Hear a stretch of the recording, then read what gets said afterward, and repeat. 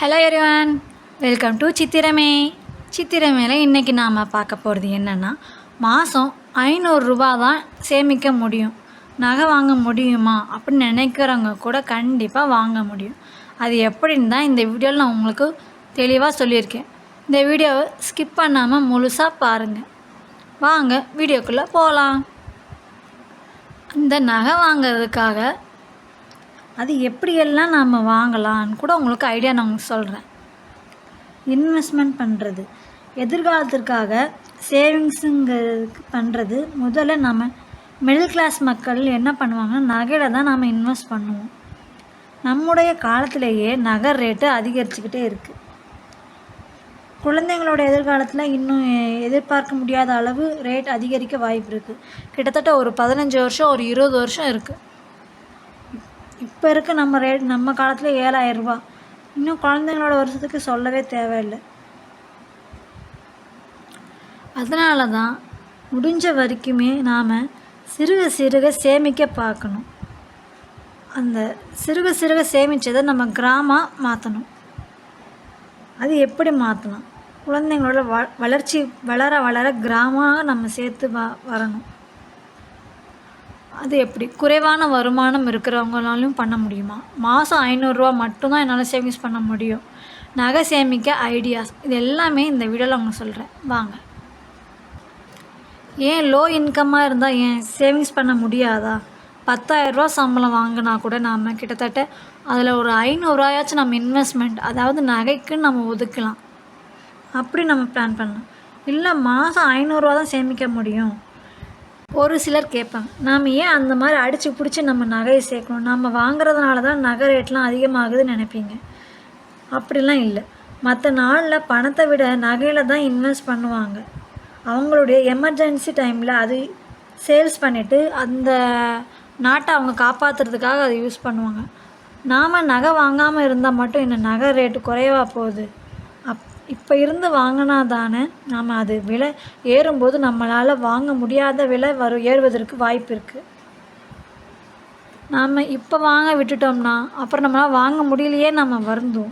மாதம் 1 கிராம் தான் வாங்கணும்னு நான் சொல்லலை, வெறும் 1/2 கிராமாச்சும் போதும். 1/2 கிராமாச்சும் நம்ம சேர்க்க பார்க்கணும். நேரத்தை வீணடிக்காமல் நகைக்காக சேமிக்க ஆரம்பிங்க. அதுக்கான ஐடியாஸும் இங்கே சொல்லியிருக்கேன். நகை சேமிக்கிற ஐடியாவில் நம்ம ஃபஸ்ட்டாக பார்க்க போகிறது என்னென்னா, நகைச்சீட்டு போடுறது ரொம்ப நல்லது. மாதம் நம்மளால் 500 ரூபா மட்டும்தான் நகைச்சீட்டு போடுறோம்னு வச்சுக்கலாம். அப்படி வைக்கும்போது நம்மளால் நகையில் வரவு வைக்க முடியாது. ஏன்னா நாம் 500 ரூபா மட்டும்தான் வச்சுருக்கோம். இதே நம்ம செய்கூலி சேதாரம் இல்லாமல் வேணும் அப்படின்னு நினச்சோம்னா 1000 ரூபாலேருந்து 5000 ரூபா அப்படி நம்ம இன்வெஸ்ட் பண்ணால் தான் நம்மளால் செய்கூலி சேதாரம் இல்லாமல் நம்ம நகை வாங்க முடியும். இதே 500 ரூபா மட்டும் தான் என்னால் சேவிங்ஸ் பண்ண முடியும், இன்வெஸ்ட் பண்ண முடியும், எல்லாத்தையுமே சேர்த்து நம்ம கட்டி வாங்குற மாதிரி இருக்கும். பரவாயில்ல, நாம் நகையாக வாங்கினா போதும்னு நினச்சிங்கன்னா இந்த மெத்தட் நாங்கள் ஃபாலோ பண்ணோம். அடுத்தது குழுக்கள் நகைச்சீட்டு. இது மினிமம் 500 ரூபா கட்டுற மாதிரி இருக்கும். 20 மாதத்துக்குள்ளே கட்டுற மாதிரி இருக்கலாம். ஒவ்வொரு ஏரியாவில் பொறுத்து நகைச்சீட்டு இருக்கும். அந்தந்த நகை கடையில் இருக்கிற மாதிரி இருக்கும். குறிப்பிட்ட தொகையை மாதம் கட்டுறோம்னா குழுக்கள் முறையில் விழும்பொழுது இடையில் 20 மாத முடிவில் நாம் கட்டி இருக்கிற பணத்துக்கு நகையாக முன்கூட்டியே நமக்கு கிடைச்சிடும்.